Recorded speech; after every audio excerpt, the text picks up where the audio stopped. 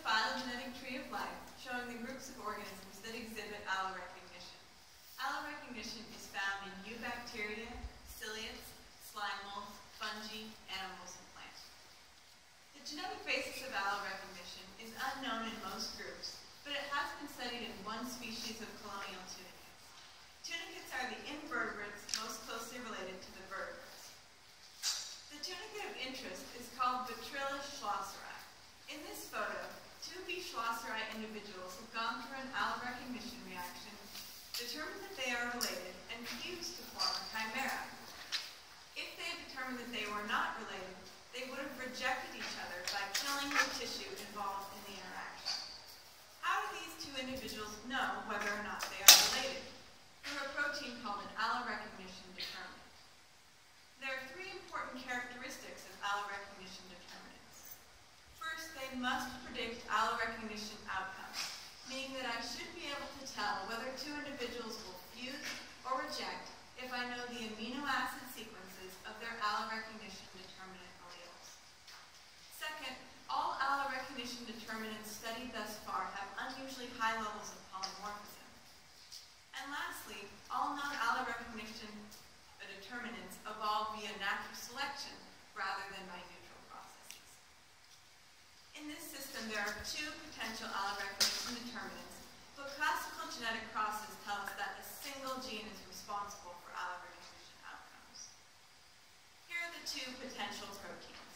FUHC-seq, which stands for fusion histocompatibility secreted, and VHF, which stands for Bacillus histocompatibility factor.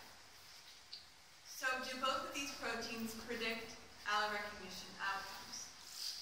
Yes, meaning that two individuals must share at least one FUHC-seq allele in order to fuse, and two individuals must share at least one VHF allele in order to fuse.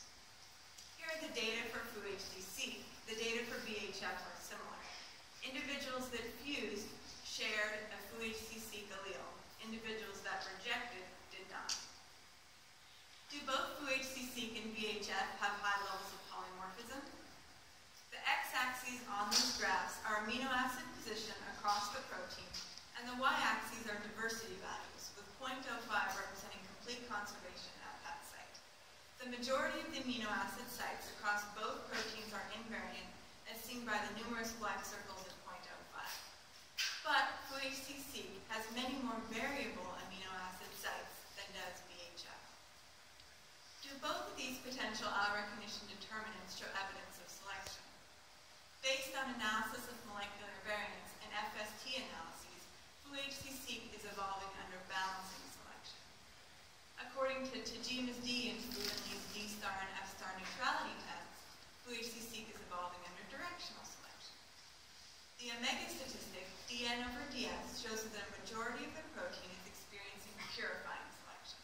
However, 5.6% of the codons are under balancing or directional selection. The omega statistic does not differentiate between these two types of selection. Based on neutrality tests, VHF is not experiencing selection. And the omega statistic shows that 2% of VHF's codons are experiencing balancing or directional selection, as opposed to 5.6% for FUHC-seq. In conclusion, polymorphism analysis